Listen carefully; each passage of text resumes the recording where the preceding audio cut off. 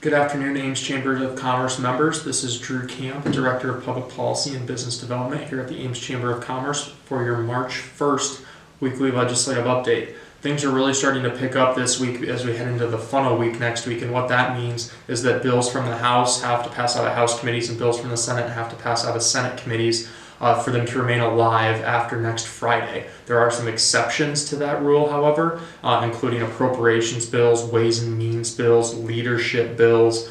Those all can still pass through the funnel even if they haven't passed out of the committee, just because there's exceptions written into the rules for how the funnel works that allows those bills to stay funnel proof for the entire session. So kind of jumping right in, I kind of wanted to just walk through some of the bills that we've talked about over the last couple of weeks and just kind of talk about their status with the upcoming funnel next week. To start with Future Ready Iowa, that's the bill, the governor's priority bill for workforce development. That's something we've been a big proponent of all the way through ever since last session when it passed both chambers unanimously. That is a ways and means bill, an appropriations bill. So it is funnel proof and it will continue on for the remainder of session, and that fully funds the last dollar scholarship in the Iowa Innovation Fund, which is really important to our businesses and our educational entities, as well, to make sure that we're pushing workforce development forward in the way that we need to, and we are for that bill. The SAVE bill, the School Infrastructure Sales Tax Penny bill, that's moved forward in the House Ways and Means, and it's on their calendar for debate on the House floor after it passed the House committee on Tuesday. We are for that bill as well, as because it's due to the fact that it provides a lot of certainty and is a really good thing for our school districts and therefore the community and quality of life within the community. The school funding bill was signed into law by the governor last week, and that gives almost $90 million to school funding for FY 2020 starting July 1st, and that was something we monitored but were undecided on, registered as undecided on. The remote worker bill, that's really something that goes after our priority issue of population growth, which can then therefore impact workforce development.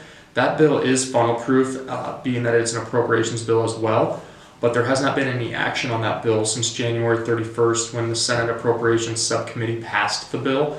The big thing about things like that, like bills with the remote worker or anything that would look at tax credits for incentivizing population growth in the state, those are really things that we might see talked about later in the session, but this bill, it's important that it's out there just because it's kind of a first shot in the dark or a stake in the ground to kind of see what we can do to start the conversation on population growth within the state. The Bioscience-based economy bill passed the Senate Commerce Committee on February 11th, and that makes it through the first funnel. That's really impactful to our state's bioscience industry, but also Iowa State and University of Iowa. So that's a bill that we continue to monitor and hope will move forward in the legislative session and make it over the finish line before the session adjourns in April or May. the bill that would fund the natural recreation and the outdoor recreation and the Outdoor Recreation Trust Fund, has been referred to the House Natural Resources Committee on January 24th, but has not been acted on since. It must pass out of the full committee before next Friday, the 8th, if it is to make it through the funnel. We are undecided on that bill. The Section 179 cleanup bill, that's kind of something that follows up on last year's tax reform, remains alive for the entire session. It's a Senate Ways and Means bill, so it's something that can't die in a funnel. So it hasn't seen a lot of action on it since February 4th, but like I said, it is alive for the remainder of session as a Ways and Means bill. Sports betting is one that has gotten some conversation, and it is not funnel proof because it's a state government bill, and it has yet to pass out of the full House or Senate state government committees. So that will be one to watch next week to see if it makes it over the threshold and passes one of the committees to make it through the first legislative funnel. A Nuisance Abatement bill that was brought forward by Senator Lofgren has passed the Senate Local Government Committee and made it through the first funnel. We are undecided on that bill. One bill that some of our local contractors have been monitoring is alternative project delivery.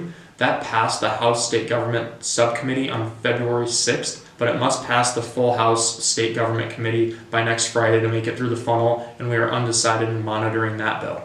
The Religious Freedom and Restoration Act passed a Senate Local Government Subcommittee, but it has yet to pass the full committee. It will need to pass that full committee if it is to not die before the legislative funnel next week. That is a bill that we've been against. We've talked about it the last several weeks. It really hampers our ability to attract workforce due to the lack of diversity and inclusion that it can promote.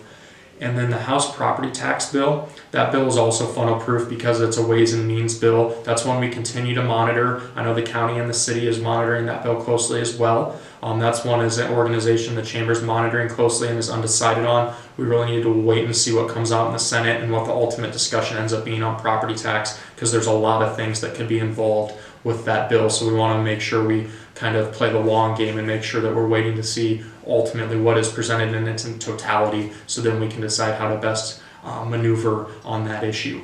Well, that concludes the issues that I wanted to talk about in this week's update. But one thing I did want to remind you of is that Ames Day at the Capitol is only 13 days away. It is on March 14th at the Iowa State Capitol. There will be leadership meetings from 9 to 11:30, and then the community showcase will be from 11:30 to 1 in the Capitol Rotunda. If you have questions about it, please just let me know or give us a call. We'll be happy to discuss it with you. Thank you very much for watching. Have a great weekend.